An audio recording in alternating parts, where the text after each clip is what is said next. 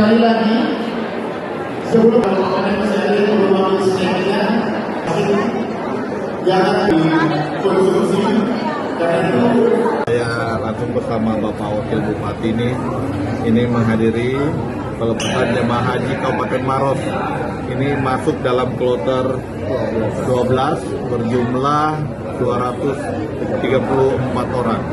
Nah, memang Maros terbagi 3 kloter, tapi yang terbanyak di kloter 14 ini. Kita berdoa semoga semuanya ini lancar. 234 ini sudah masuk semua, mudah-mudahan baik pemeriksaannya, dan insya Allah akan berangkat jam 2 malam dini hari malam. Ada mungkin pesan Pak Bupati kepada para jemaah? Ya, pesan kami kepada seluruh jemaah tadi terus menjaga kesehatan, terus juga mematuhi aturan-aturan yang ada, protokol kloter, yang pendamping kloter, ya dokter-dokter kesehatan yang terus memberikan pelayanan yang terbaik. Kita sangat senang sekali bisa menghadiri pelepasan jemaah haji kali ini.